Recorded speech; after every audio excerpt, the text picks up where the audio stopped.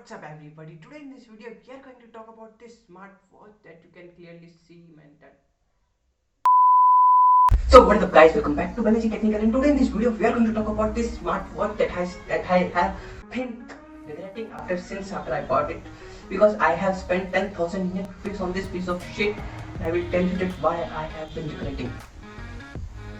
First of all, this is not a smartwatch. This is a fitness tracker, but I don't know why the brand is marketing this as a smartwatch.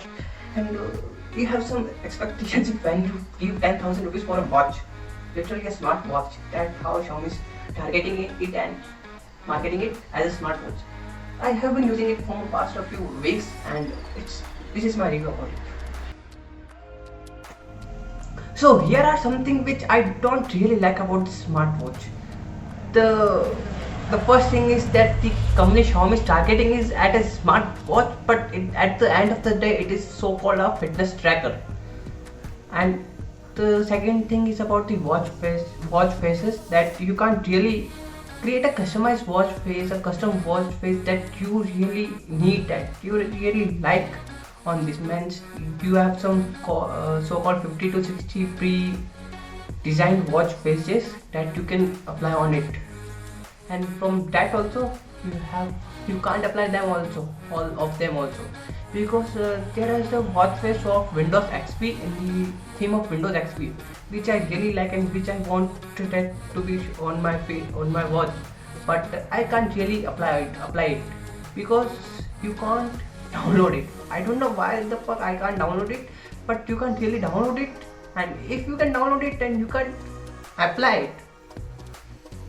I don't know what the heck is going on with Xiaomi, but that is not good, man. I am paying so much for this so-called fitness tracker, but even then also I don't have the ability to customize my watch faces, and the ability of me to apply the pre-designed watch faces is also not there, man. So that is why you have limited watch faces, but at the end of the day the limited watch faces are also quite good, man.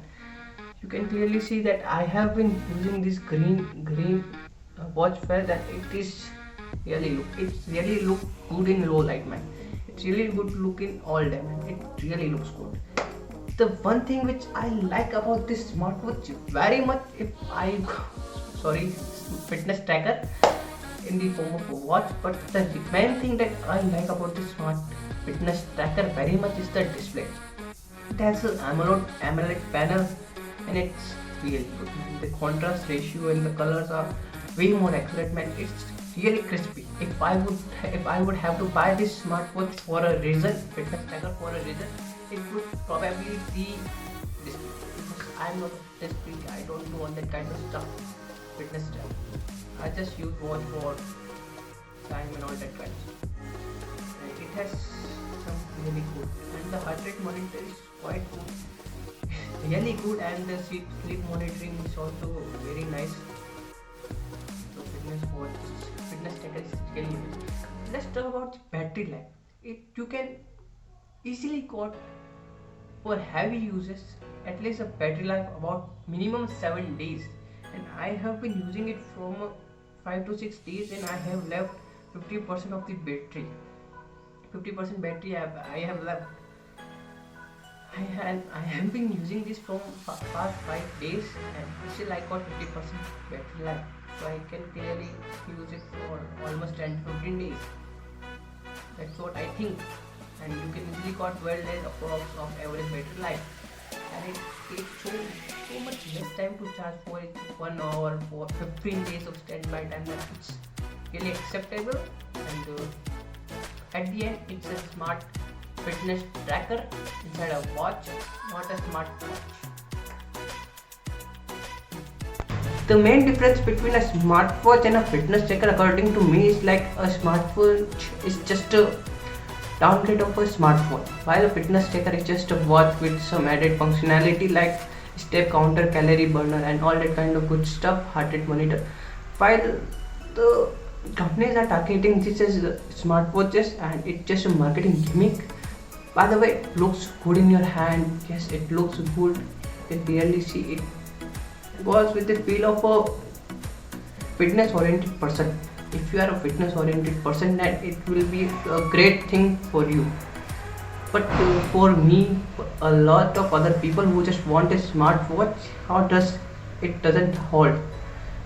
The first thing is you can't really answer calls on it. Man, you can't really answer calls on it. It doesn't have anything that is called a microphone and a speaker. It doesn't have a microphone and speaker in it, so you can't really answer calls. You can't even reply to messages. You just see available notifications like that, and that's all it has. But it has all the fitness related things in it. You can clearly see the step counter and all that kind of stuff here, but it doesn't has that much smartwatch character in it. Although it has a GPS inbuilt GPS antenna in it, and the GPS is quite accurate, man. It's really great, and the sensors in it are also really great. It works great as a fitness tracker. It is way more accurate. It's way more accurate. If you want only fitness tracker in that budget, 10,000 rupees, then I would suggest this is great.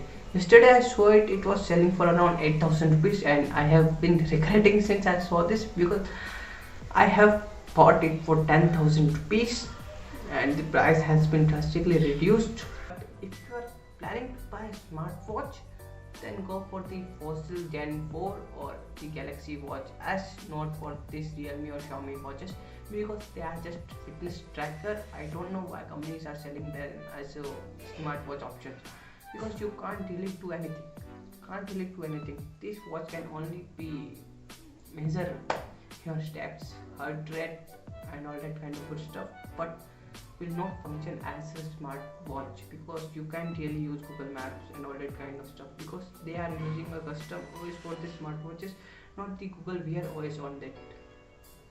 So that's all my review. If you have been watched my videos till the end, then please make sure you hit the like and subscribe button